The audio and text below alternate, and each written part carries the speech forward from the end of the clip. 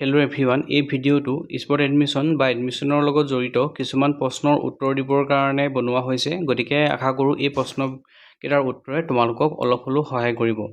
আমাৰ এটা প্ৰশ্ন সুধিছিল যে যোৰহাটত হ'বনে স্পট এডমিশ্যন। এতিয়া যোৰহাটেই হওক বা বেলেগ ডিষ্ট্ৰিক্টেই হওক, আমি স্পট এডমিশ্যন হ'বনে নহ'ব ডাইৰেক্ট এতিয়াই ক'ব নোৱাৰোঁ, কাৰণ স্পট এডমিশ্যন হোৱা নোহোৱাটো সম্পূৰ্ণৰূপে নিৰ্ভৰ কৰিব কিমান ছিট খালী আছে থাৰ্ড ৰাউণ্ডৰ পাছত তাৰ ওপৰত। গতিকে যদি থাৰ্ড ৰাউণ্ডৰ পাছত আমি দেখোঁ যে তাত ছিট খালী আছে, তেনেহ'লে নিশ্চয় স্পট এডমিশ্যন হ'ব।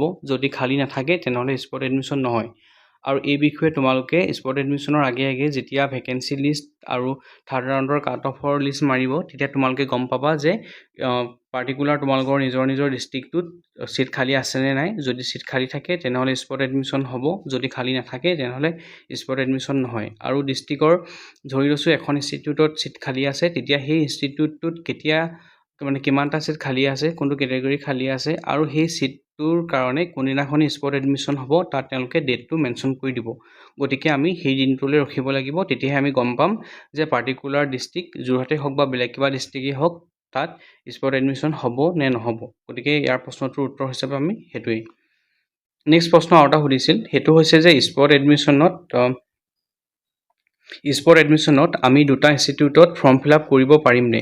এতিয়া ধৰি লৈছোঁ যে আপুনি যিটো ডিষ্ট্ৰিক্টৰ হয় তাত দুখন ইনষ্টিটিউট খালী আছে আৰু দুইখন ইনষ্টিটিউটতে ছিট খালী আছে, তেতিয়া আপোনালোকে দুইখন ইনষ্টিটিউটতে ফৰ্ম ফিল আপ কৰিব পাৰিব। কিয়নো এই যি স্পট এডমিশ্যনৰ ফৰ্ম ফিল আপ হ'ব সেয়া হ'ব অফলাইনত। আপোনালোকে গৈ পিনি নিজে ফৰ্ম ফিল আপ কৰিবগৈ লাগিব তাত। সেইকাৰণে আপোনালোকৰ পাৰ্টিকুলাৰ ডিষ্ট্ৰিক্টটোত, মই ধৰি লৈছোঁ আপোনালোক ডিব্ৰুগড় ডিষ্ট্ৰিক্টৰ হয়, ডিব্ৰুগড় ডিষ্ট্ৰিক্টত দুখন ইনষ্টিটিউট আছে বুলি মই ধৰি লৈছোঁ, আৰু তাত ধৰি লৈছোঁ যে সেই দুখন ইনষ্টিটিউটত দুইখনতে ছিট খালী আছে। তেতিয়া কি হ'ব, দুইখন ইনষ্টিটিউটৰ কাৰণে স্পট এডমিশ্যন কেতিয়া হ'ব তাৰ দুটা ছেপাৰেট ডেট তেওঁলোকে মেনশ্যন কৰি দিব। গতিকে সেই পাৰ্টিকুলাৰ ডেটটোত আপোনালোকে ইনষ্টিটিউটটোলৈ যাব আৰু গৈ পিনি তাত আপোনালোকৰ ফৰ্ম ফিল আপ কৰিবগৈ লাগিব। যদি আপোনালোকৰ কাট অফ মিলে তেতিয়া আপোনালোকে ছিট পাব, যদি কাট অফ নিমিলে কম হয় আপোনালোকৰ, বা যিখিনি ষ্টুডেণ্ট প্ৰেজেণ্ট আছে তেওঁলোকৰ নম্বৰতকৈ যদি আপোনাৰ নম্বৰ কম হয় তেতিয়া আপোনালোকে তাত এডমিশ্যন লাভ নকৰিব। গতিকে স্পট এডমিশ্যনৰ কাৰণে আপুনি দুটা নহয়, আপোনালোকৰ ডিষ্ট্ৰিক্টটোত যদি 5খন ইনষ্টিটিউট আছে, গোটেই 5খনতো যদি ছিট খালী থাকে আপোনালোকে গোটেই 5খনতে কৰিব পাৰিব। গতিকে ইয়াত এখন দুখন বুলি কথা নাই, যিমান ইনষ্টিটিউট আছে যদি তাত ভেকেণ্ট আছে আপোনালোকে ফৰ্ম ফিল আপ কৰিব পাৰিব। তাৰ উত্তৰটো হৈছে আপোনালোকে পাৰিব। ইয়াৰ পিছৰটো হৈছে স্পট এডমিশ্যনত যাৰ বেছি পাৰ্চেণ্টেজ থাকে তেওঁকহে দিয়ে নেকি। তাত আকৌ কেটেগৰী ৱাইজ কথা থাকে নে নাথাকে। এতিয়া চাওক, আপোনালোকৰ স্পট এডমিশ্যনৰ আগে আপোনালোকৰ ভেকেঞ্চি লিষ্ট মাৰিব, তাত লিখা থাকিব যে ধৰি লৈছোঁ যে পাৰ্টিকুলাৰ ইনষ্টিটিউটটোত বোলে এছ টি হিলছৰ এটা পোষ্ট খালী আছে, মই ধৰি লৈছোঁ যেনিবা। আৰু বাকী তেতিয়া যেতিয়া স্পট এডমিশ্যন হ'ব, সেই স্পট এডমিশ্যনত যদি আপোনালোকৰ যিসকলে গৈ পিনি তাত ফৰ্ম ফিল আপ কৰিব বা ফৰ্ম ছাবমিট কৰিব, তাত যদি এজন হ'লেও এছ টি কেণ্ডিডেট থাকে তেতিয়া কিন্তু সেই এছ টি হিলছৰ কেণ্ডিডেটজনেহে ছিটটো পাব। তাত আপোনালোকৰ বেলেগ ধৰক পাৰ্চেণ্টেজৰ কথা সেই হায়েষ্ট মাৰ্ক যোনে পাব তাৰ ওপৰত সেইটো ডিপেণ্ড কৰিব। মই ধৰি লৈছোঁ যে এছ টি হিলছৰ ছিট মাত্ৰ এটা আছিলে, এছ টি হিলছৰ কেণ্ডিডেট এজন আৰু দুজন, ঠিক আছে, দুজন কেণ্ডিডেট গুচি গ'ল। এজনৰ ধৰি লৈছোঁ মই 45, এজনৰ 44, গতিকে ছিট এটাই যিহেতু আছে, ইয়াত লাগিলে 100খন ফৰ্মে নাহওক কিয় বা 45তকৈ পোৱা বেছি হওক বা কম হওক, মই ধৰি লৈছোঁ বেলেগ কোনোবা আছে যি হয়তো 54 পাইছে, কিন্তু তেওঁ এছ টি হিলছ কেটেগৰী নহয়, তেতিয়াহ'লে তেওঁৰ পষ্টটো ইয়াত কনচিডাৰ নকৰে। যিহেতু এছ টি হিলছৰ এটা পোষ্ট খালী আছে, গতিকে এছ টি হিলছৰ যিকেইজন কেণ্ডিডেট আছে তাত যিসকলে এপ্লাই কৰিছে তেওঁলোকৰ ভিতৰত যিজনে হায়েষ্ট পাইছে তেওঁলোকে পাব। ইয়াৰ ক্ষেত্ৰত আমি দেখা পালোঁ যে কেণ্ডিডেট 2 নম্বৰজনৰ মাৰ্কছটো বেছি, গতিকে এই যিজন 45 যিজনে পাইছে তেওঁৱে ছিটটো তাত লাভ কৰিব। গতিকে তেনেকৈ ধৰণে স্পট এডমিশ্যনৰ হ'ব, তাত কেটেগৰী ৱাইজ তেনেকৈ ধৰণে মিলিব। কিন্তু ইয়াত আৰু এটা কথা থাকে, যদি এছ টি হিলছৰ এজনো কেণ্ডিডেট যদি ধৰক এজনো নাই এছ টি হিলছৰ, তেতিয়াহ'লে এই ছিটটো তেতিয়া আপোনাৰ আপোনাৰ এইটো UR টাইপ হৈ যাব, য'ত যিসকলে ফৰ্ম ফিল আপ কৰিছে তাত সিদিনাখনি ফৰ্ম ছাবমিট কৰিছে তাৰ ভিতৰত যিজনে হায়েষ্ট পাইছে সেইজনে এই ছিটটো লাভ কৰিবলৈ সক্ষম হ'ব। গতিকে তেনেকৈ ধৰণে এডমিশ্যনবিলাক হয়। তাৰ পিছৰ প্ৰশ্নটো হৈছে যে স্পট এডমিশ্যন বেলেগ ডিষ্ট্ৰিক্টত ল'ব পাৰি নে নিজৰ এক্সাম দিয়া ডিষ্ট্ৰিক্টতহে ল'ব পাৰি। মই যিমান দূৰ গম পাওঁ, স্পট এডমিশ্যন আপুনি যিখন ডিষ্ট্ৰিক্টত আপুনি এপ্লাই কৰিছে বা আপোনাৰ যিখন ডিষ্ট্ৰিক্টত আপুনি পৰীক্ষা দিছিলে আপুনি সেইখন ডিষ্ট্ৰিক্টতহে পাৰে, বেলেগ ডিষ্ট্ৰিক্টত আপুনি এপ্লাই কৰিব নোৱাৰে। গতিকে এইটো যদি তেওঁলোকে যদি কিবা চেঞ্জ কৰি তেনেহ'লে বেলেগ কথা, আগৰ যিটো মানে ইয়াৰ আগৰ বছৰলৈকে কিন্তু বেলেগ ডিষ্ট্ৰিক্টৰ বেলেগে গৈ পিনি লোৱা মই দেখা নাই। আৰু মানে মই পাৰ্টিকুলাৰলিও য'ত দেখিছোঁ তাত মানে কি হৈছে, তেওঁলোকৰ যিসকল পাৰ্টিকুলাৰ সেই ডিষ্ট্ৰিক্টটোৰ হয় তেওঁলোকে তাত এপ্লাই কৰিছে আৰু তেওঁলোকে তাত এডমিশ্যন লাভ কৰিছে। গতিকে এই ক্ষেত্ৰত মোৰ মতে বেলেগত গৈ পিনি তেওঁলোকে দিবগৈ নোৱাৰে, স্পট এডমিশ্যন ল'ব নোৱাৰে। কিন্তু এই ৰোলটো সলনি হ'বও পাৰে। গতিকে আপোনালোকে SCERTলৈ কল কৰি সুধিব পাৰে, নাইবা যিখন আমাৰ পিছত 2 তাৰিখৰ দিনাখনি তাত নটিচ ওলাব তাত আপোনালোকে এই বিষয়ে স্পষ্টৰূপে গম পাব। ঠিক আছে, যদি তাত আপোনালোকৰ ক্লিয়াৰ নহয় তেনেহ'লে আপোনালোকে সুধিব পাৰে। কিন্তু মোৰ মতে বেলেগ ডিষ্ট্ৰিক্টত গৈ পিনি আপোনালোকে এপ্লাই কৰিব নোৱাৰে।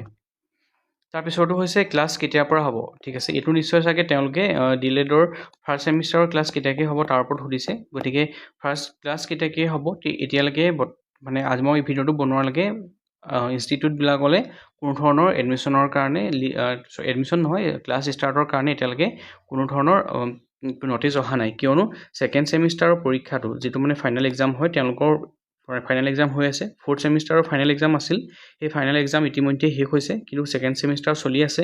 তেওঁলোকৰ এক্সাম 28লৈকে চলিব। গতিকে তাৰ পিছতহে আপোনালোকৰ ক্লাছবিলাক দিয়াৰ সম্ভাৱনা আছে। তাৰ বাহিৰেও আৰু এটা কথা হৈ আছে, 4th ছেমিষ্টাৰৰ যি প্ৰেক্টিছ টিচিং থাকে সেয়া এতিয়ালৈকে কিছুমান ইনষ্টিটিউটত হোৱা নাই।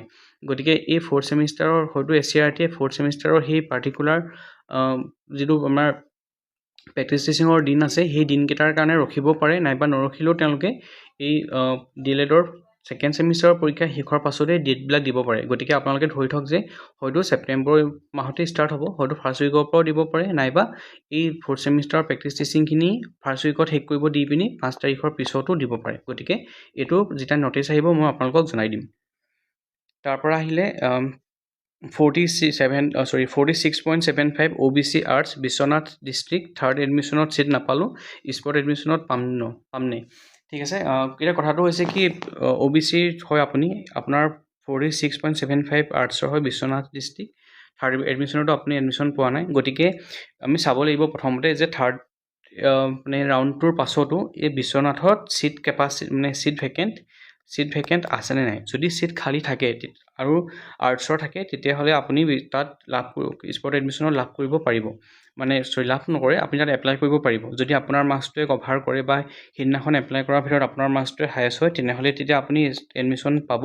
যদি আপোনাৰ মাৰ্কছটোতকৈ বেছি মাৰ্কছৰ কোনোবা আছে তেনেহ'লে নাপাব, বা সেইদিনাখনি যদি কোনোবা এপ্লাই কৰা কোনোবা ওলায় তেতিয়া আপুনি নাপাব। কিন্তু ইয়াত আৰু এটা কথা হৈছে, যিহেতু বেলেগ যদি ধৰি লৈছোঁ যে মই PWDৰ পষ্ট আছিলে, তাত বিশ্বনাথত 2টা পষ্ট আছে, সেই 2টা পষ্টৰ যদি কোনো কেণ্ডিডেট নোলায় তেতিয়াহ'লে সেই পষ্টটো UR হিচাপে যিহেতু কনভাৰ্ট হৈ যাব। গতিকে তাত যিসকলে ফৰ্ম ফিল আপ কৰি মানে ফৰ্ম ছাবমিট কৰিছে, তাত যদি সেইসকলৰ ভিতৰত যদি আপোনাৰ মাৰ্কছটো যদি এই হায়েষ্ট হয় বা ছেকেণ্ড হায়েষ্টৰ ভিতৰত থাকে তেতিয়াহ'লে আপুনি ছিট পোৱাৰ সম্ভাৱনা থাকিব।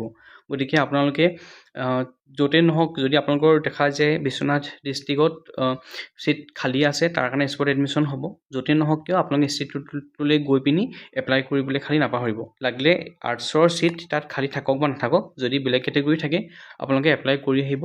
হয়তো আপুনি মানে কেটেগৰী ৱাইজ ষ্টুডেণ্ট কেণ্ডিডেট ওলাই গ'লে আপুনি ছিট নাপাবই, কিন্তু তথাপি আপোনালোকে এপ্লাই কৰি অহাটো ভাল। কাৰণ যদি বাই চান্স কেণ্ডিডেট নাহে বা নাথাকে তেতিয়াহ'লে সেই তাত আপোনাৰ চান্সটো মানে থাকিব যে আপুনি ছিট পাবলৈ।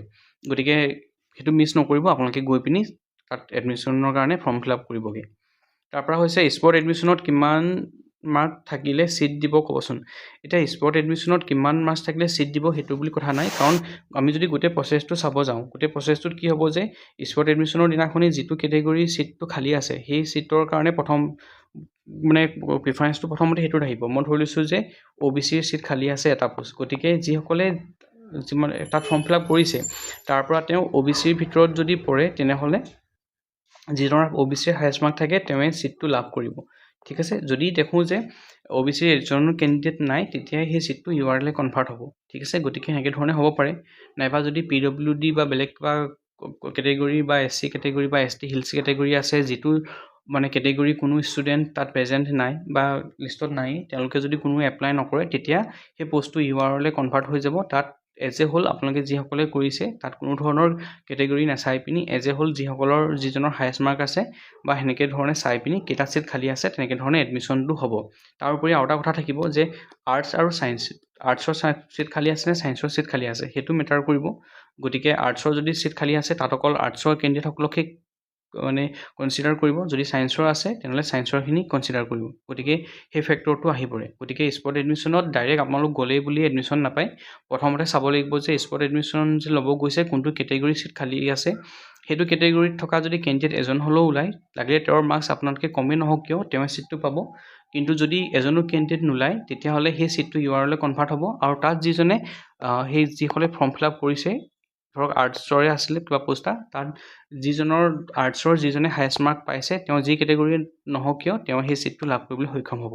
যদি এটাতকৈ বেছি ধৰক 5টা পোষ্ট আছে, গতিকে টপ 5 যোনকেইজন থাকিব তেওঁলোকে ছিটটো লাভ কৰিবলৈ সক্ষম হ'ব। আৰু খালি এই কণ্ডিশ্যনটো URলৈ কনভাৰ্ট কৰা কণ্ডিশ্যনটো তেতিয়াহে আহিব যদিহে সেই পাৰ্টিকুলাৰ কেটেগৰীটোৰ এজনো ষ্টুডেণ্ট নাথাকে। গতিকে কথাখিনি এইখিনিয়ে আছিলে।